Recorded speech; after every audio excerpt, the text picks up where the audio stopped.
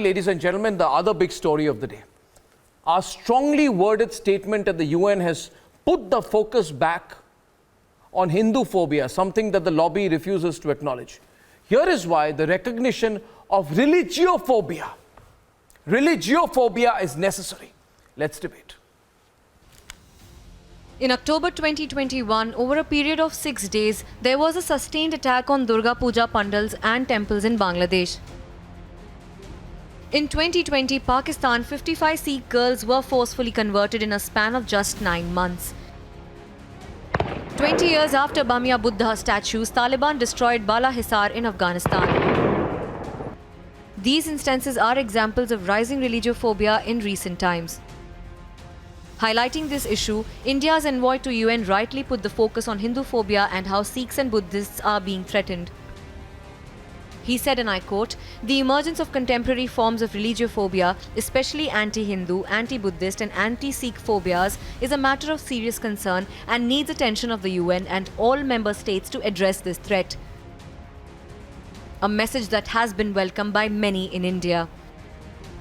I congratulate the Indian government for raising the issue of religiophobia against non-Abrahamic faiths, the Hindu religion, Sikhism, Baudd religion at the highest global platform. To those denying Hinduphobia, must listen to this call for Hindu genocide. जिस दिन ये नौजवान बेकानून हो गया और कानून अपने हाथ में लेने पर मजबूर हो गया तो तुम्हें हिंदुस्तान में कहीं पनाह नहीं मिलेगी. They must answer on the Hindu terror lie. Bharatiya Janata party हो या आरएसएस के हो, उनकी जो ट्रेनिंग कैंप है वो हिंदू टेररिज्म बढ़ाने का काम देख रहे हैं. They must answer about the discrimination that Rashmi Sawant was subjected to. I won the election to become the first Indian woman in office, and then it was just chaos everywhere. I was discredited, bullied, and effectively cancelled, ultimately to my resignation. And those who called Shastra Puja communal while inducting Rafale are silent on a similar ceremony in Greece. With India's message at the UN, the anti-Hindu lobby stands exposed tonight.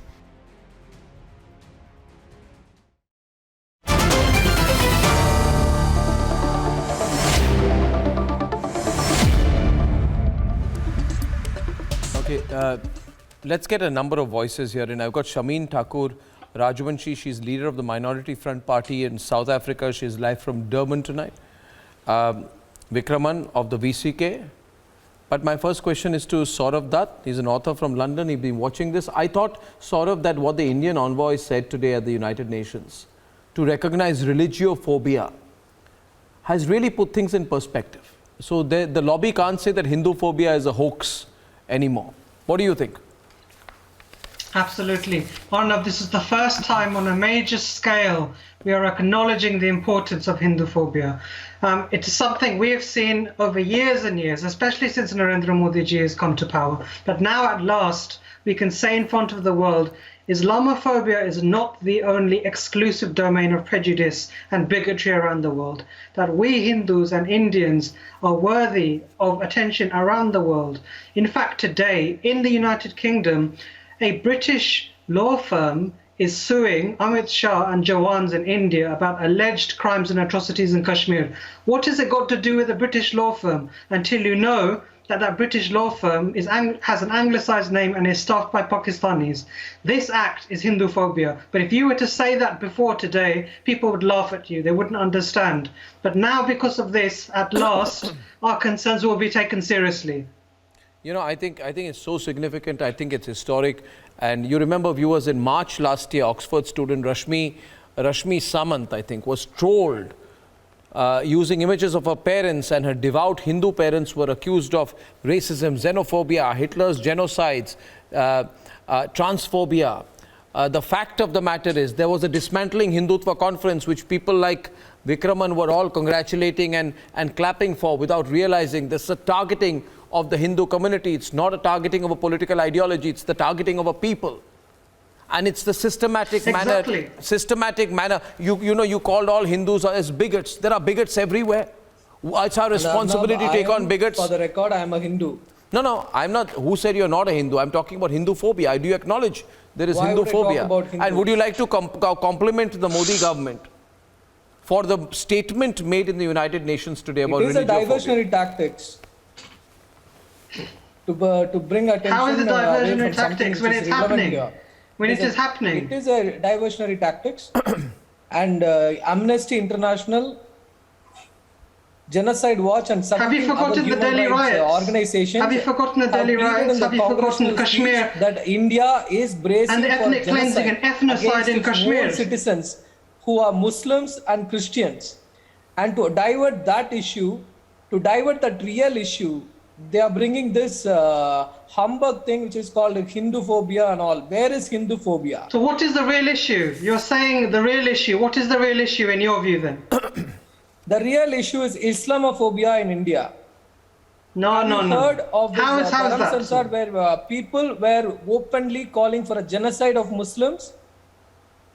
Do you not call it genocide? You're speaking on the most. And has the How can you say the Mahasabha represents all of India? As a prime How is that minister even given possible? any views No, about those, it? okay, 1 minute.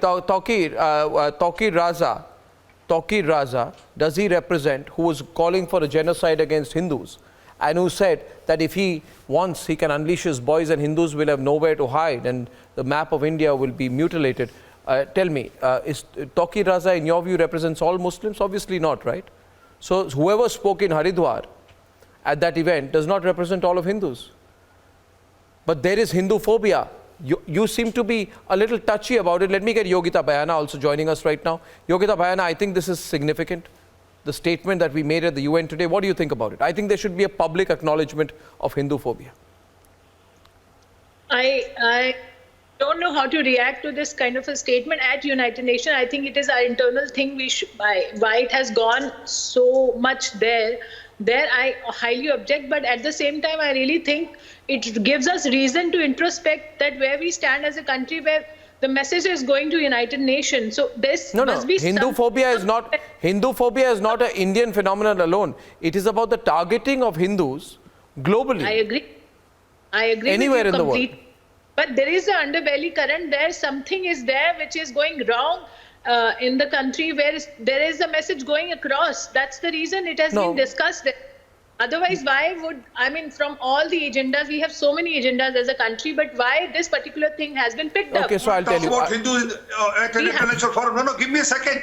Who will talk about Hindus at the international forum? What happened in Bangladesh? Who will talk about that? What happened to Sikhs in Afghanistan? Who will talk about that? What happened to Sikhs in Pakistan? Who will talk about that? Gurdwaras being targeted in America. Who will talk about that? Fear to stay in this country. Arnab, it's just not about worldwide. There are attacks on Hindu. The Dismantling Hinduphobia conference was set up by American academics. What do you have to say about that? No, it's not like that's exactly I'm saying why it has been discussed there, but we have to also understand what is the definition, what you understand by Hinduism, why it has been discussed at the international front. There must be a reason. I'll give you a reason. You see, the thing is targeting of people because of their religious identity does not happen in exclusion of any religion or exclusively of any people from any religion. It happens differently everywhere. I am not saying that Islamophobia does not exist. It exists. Among certain fanatics, there is Islamophobia. I condemn that. But having said that, we can't deny that there is Hinduphobia. I'll give you an example of it. How is it that before getting elected, Joe Biden can pray publicly at a mass at a Catholic parish near his home in Delaware? And it is said that, this shows the religious diversity of the United States of America. He can use an old family Bible at the swearing-in ceremony. But there is a massive uproar when Prime Minister Narendra Modi attends a Bhumi Pujan ceremony of the Ram Mandir. When he wears saffron and goes into the river. The Prime Minister of the state is openly advocating a religion. What do you mean? He's a practicing Hindu. And the state is supposed to be a secular state. No, that does not affect the state. That's his personal belief. this is actually a joke on democracy. I think it's a joke on democracy that you expect the Prime Minister to hide his religion. It's a joke you expect the Prime Minister to hide his religion. You are being a Hinduphobic here. It's a humanophobia. It is against humanism. In It Abrahamic divides its religion. own citizens. It divides its own people on the lines of caste. Hinduism I want to bring in Shameen Thakur Rajmanshi, leader of the Minority Front Party of South Africa. Because this discussion is not an India-centric discussion alone. She was last on my debate on the 16th of July 2021 when the imprisonment of ex-President Jacob Zuma in South Africa spiraled into violence on South Africa's 9 provinces, and many people of Indian descent were the main victims. She spoke against the targeting of Indians. Ms. Shameen Thakur, what do you feel about the point made at the UN today for recognizing religiophobia? Thank you, Arnab ji, and a very good evening to the panelists as well as to the viewers. I want to say that South African Hindus especially, we've received this news with a lot of joy. It was like one of the first moments that we felt so proud that at least the Indian government has now had the courage for the first time and the guts to actually speak on behalf of Hindus and Hinduphobia, because so much has been happening. We are in the diaspora. We've done very well in our countries of birth, but we do look forward to the motherland, to give us leadership in so many ways. So many countries look up to India, and we feel proud of that because India does lead the way on many occasions in terms of, the moral direction that we take. We are a land that had Mahatma Gandhi ji come here. We have been, bred with this mindset that we must be peaceful, loving people wherever we reside. So Hindus are just that, and we've contributed to our countries, and we think that this is a point in time for India as a developing country like our country, South Africa, that we need peace, we need stability. The United Nations is the ideal ground to actually discuss matters of importance to the development of states, because you look at SDG, the Sustainable Development Goals, we only have 8 years, Arnab, and we have 2 very important goals, SDG 16, which is like, peace and justice and strong state institutions. We have SDG 10, which is for reduced inequalities. Now, I'm sure India is a very ambitious country under our Honorable Prime Minister Modi ji, and all countries that are unequal or have unequal societies, where the wealth gap is so large, etc., where there's instability occurring, they want peace. And who better than to get our religious leaders together on board, get peace going, just have religious tolerance on all sides, see where the weaknesses are, correct them. And if it is adopted at the United Nations, we would be, very happy. We would be secure. We would, even as Hindus, I'll tell you honestly, we feel when we see what's happening in India, we feel now, disheartened and even afraid even to go to India when we see the things that are happening. And I, as a Hindu, I don't want to be in that predicament. I know how important, religious tourism is to Hindus and like other religious faiths. So the thing is that I think that this is an important thing. India has done an honest thing of this. They have gone to the right body, the United Nations. Let's get buy-in. Let everybody come on one platform and say what they want to say. It is an important platform for people to say what they need to say. I think when I hear you speak from South Africa, I request Yogita, I request Vikraman, listen to Saurav in London. Listen to Shameen Thakur in Durban, South Africa tonight. And the only message I get, Yogita, is that there are some people in India, I'm not targeting you, you may have a problem with Modi, but you have to recognize the path-breaking work being done. When people start writing in India today, in Modi's India, you become a Hindu or you face eradication. You're lying. And it's not that you are lying. You are by doing this, you are demonizing all Hindus. You're trying to create, you're saying India has reached a genocidal state. You're trying to create, an absolute, mountain of falsifications. And I think that's why the government going to the United Nations and saying recognize Hinduphobia first is very important. Why are we talking about India? When we've done they are not including Sikhs into being Hindus. Who tried to make exactly the same thing. You are really acknowledging that. It is a contradiction. No, there's no. It is irony. It is totally hypocrisy. There's no contradiction. Okay, two people on the debate, Yogita and Saurabh. Anything against Yogita and Saurabh.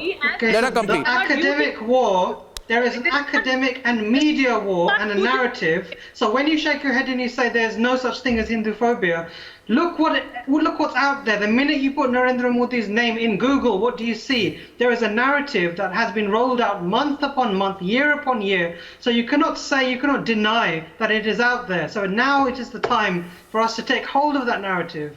And how can someone sitting in the New York Times define something like Hindutva when Savarkar and Golwalkar couldn't even define it? It's too fluid. And yet they are the ones sitting there in the Washington Post and the New York Times defining it for us and then saying that, oh, we are the ones who are we are the foot soldiers of Hindutva. How can they do that? Unfortunately, our media houses in India, they are not showing the true picture of India. They are just trying to cover up everything with a rosy thing. What is being covered up?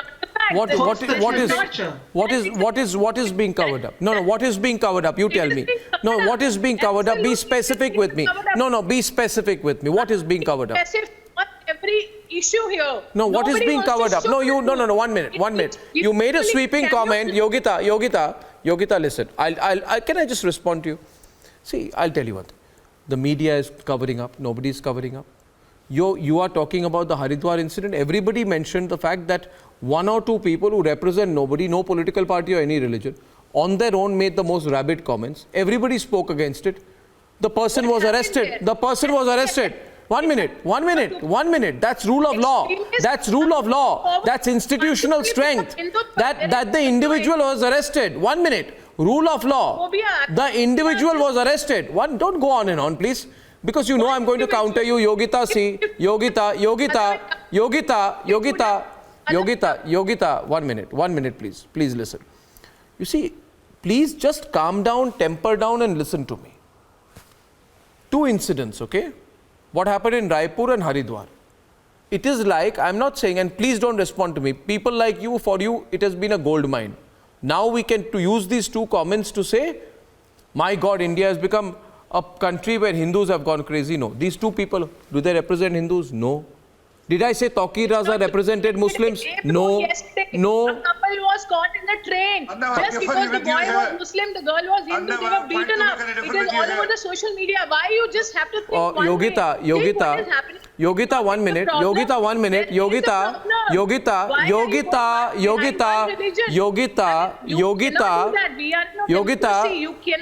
Yogita, listen. Yogita, first of all, I think you are living on another planet. Allow me to complete. I'm countering you now. If you made a point, then be strong enough to hear my rebut.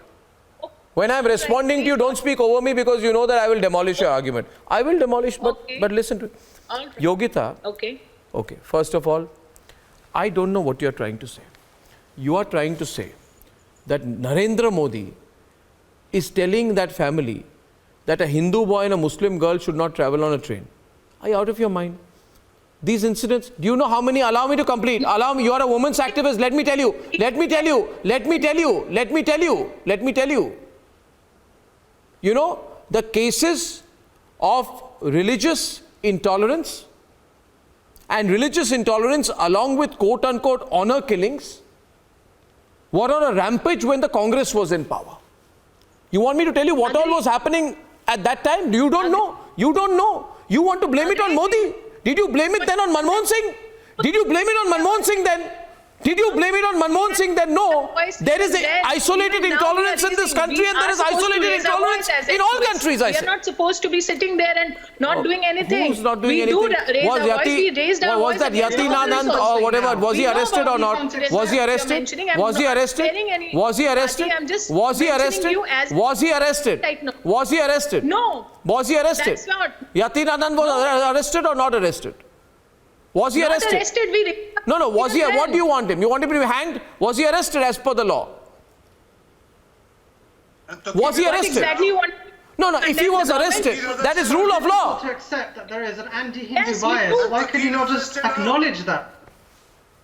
Even now what's happening, one has to acknowledge. We are just going one-sided. We are not acknowledging there is a problem. If New York Times is raising, why are you not raising? New York Times? Let them, why can't we make the country better and livable and democratic? What do you mean? All religions have tolerance here. We were born with that. Even I'm a Hindu, but I was never told to be intolerant towards another religion. Why can't we just have that harmony? Who's telling you that? In our country, why can't we live together without any Who's teaching you that? Like we are not Bangladesh, we are not Afghanistan, we are not Pakistan. What happens to the Gurdwaras in America? When lefties are being made outside the Gurdwaras in America, you never uttered a word. This is actually the problem is, Arnab, that this is between the tolerant religion you think and intolerant religion. What do you please go to my wall and you'll see that I will definitely read anything which is anti-human rights. Abrahamic religion teaches you to be intolerant. No. When you see. Let's look at the situation with a little bit of depth. I ask, and I want to go back to Shamin Thakur. Ms. Thakur, you know, I find it very, very supremely ironical that the people who talk about Islamophobia completely refuse to believe that there can be Hinduphobia or that Buddhists can be targeted or that Sikhs can be targeted. I don't know why. Last year there were 53 incidents of vandalism and arson during Durga Puja celebrations. I'm sure you heard of it in Bangladesh. How about 906? You see, this is please understand. You know, Yogita, your argument does not hold, because nobody is saying that violence against Muslims is good or abuse of Muslims is good. No, what we are saying is, please acknowledge what is happening to the Hindu community in Bangladesh and elsewhere also. Why do you get all worked up when I talk about it? 19 districts, 70 places of worship were attacked, 3 Hindus were killed, 200 people injured during the Durga Puja celebrations in Bangladesh. Why was that not a global issue? Why was it not a global issue? In fact, if we tell you that Hindus are targeted in Bangladesh, you say it doesn't happen. Leadership failure, complete leadership failure. We'll ask Shamin Thakur to respond. Shamin Thakur. Yes, Arnab, I think last year when that happened, I want to tell you that Hindus in South Africa, whether they were, the Sanatanis or they were ISKCON devotees, it sort of shred your heart, to see the devotee murdered and floating in that pool. And I think it was a thing that was in our minds, and we didn't have a very good Durga Puja or even a Diwali, because they came one after the other, because the only thing Hindus could speak about was this deep sadness. And I think that somewhere along the line, like-minded people have to come together about live and let live policy, because for too long there have been genocides that have been buried, and there are some genocides that people have wanted to speak about. I myself am the granddaughter of a slave who was It is called terrorism. This is the difference I'm trying to tell you in your debate. Madam is saying if 2 Hindus and few like-minded people come together, it is not called, something to do with, genocide and terrorism. I personally believe, I think it's very important that the government has made this point at the UN, and I think we need to think about it. There is phobia in different ways against people from different religions, not just one religion. Finally, Ishika Sen says, rise up for India. Time for India to think, be alert and rise. India's insult will not be tolerated anymore. It should be noted that the Latvian media do not match the mood of the people so much that they always fail. Completely agree with you on that. And I shall see you tomorrow, ladies and gentlemen, once again on your debate. Good night and goodbye.